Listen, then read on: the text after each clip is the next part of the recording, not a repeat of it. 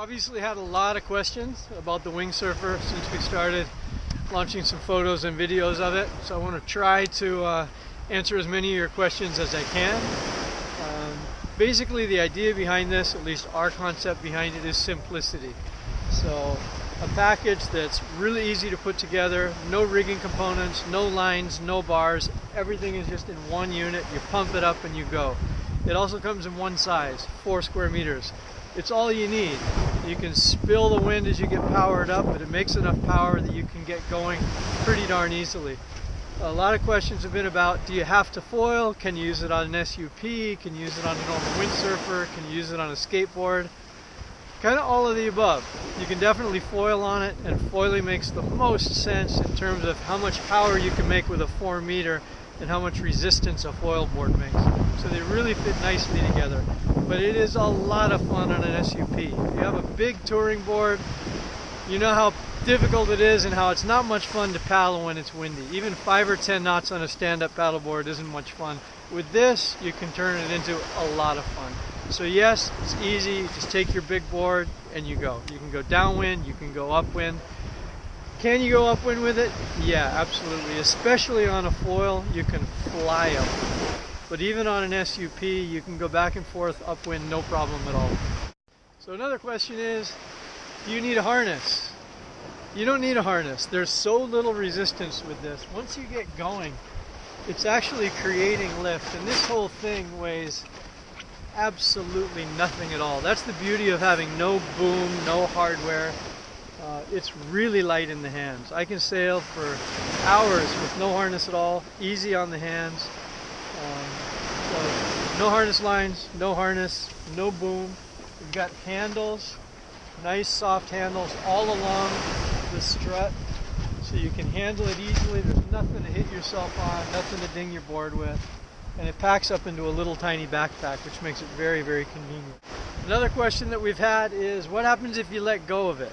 Well, you've got a wrist leash that's attached to the leading edge here. And so if you let go of it, it's not going anywhere. You just pull it back and off you go. Another question we've had is on the type of boards that we're using, the foil boards, how big a board do you need? Well, you need a big enough board, really, unless you're very, very good. You can actually get going on a non-floaty board.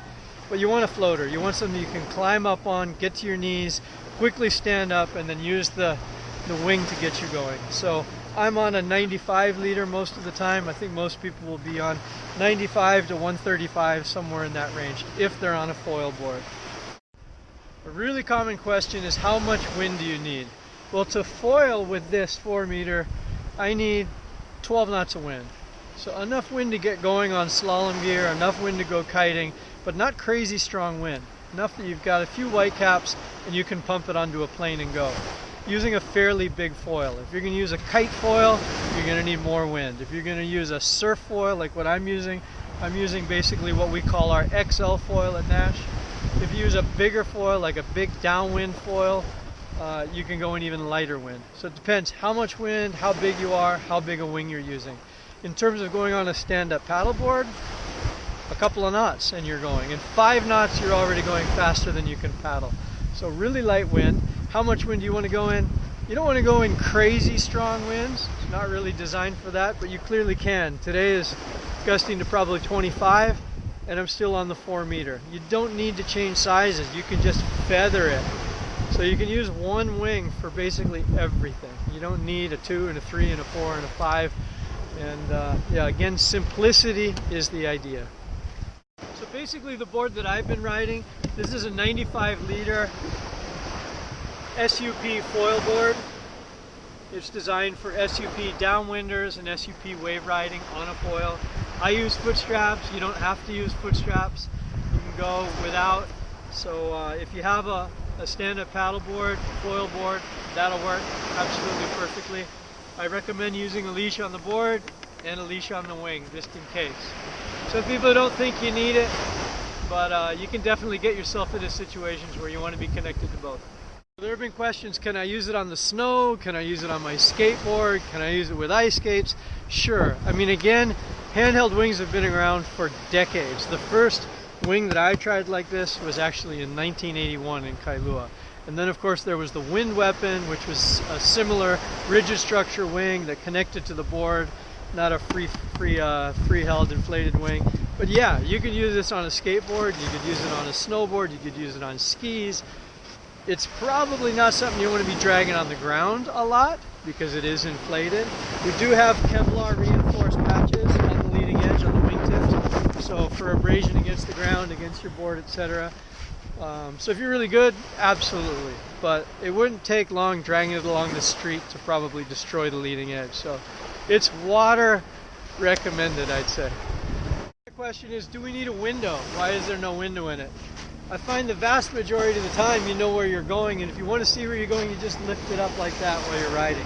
You're not riding it vertically like a sail, windsurfing all the time. You're kind of changing between having it over your head and having it sideways. When you want to see what's downwind of you, you just lift it up and have a quick look. People are asking, can you water start it? No, you can't really water start it. Not like you can on a windsurf or a kite. Basically, you get up onto your knees, you sheet in. If you're on your board, you need a board that you can float on like that. You get up on one leg, and then you stand up and go. So you need a board that's stable enough and floaty enough that you can at least get up on it. And then once the wing's creating lift, off you go. But you can't ride a full sinker. I mean, Bernd Roedinger's out on a board right now that's about, I don't know, 25 liters. But he's Bernd. You know, he starts sinking it, gets it going, and gets it up. I'm sure people will be doing that. But in the beginning, take something that you can float on. So another question is, how difficult is it, at least on a foil?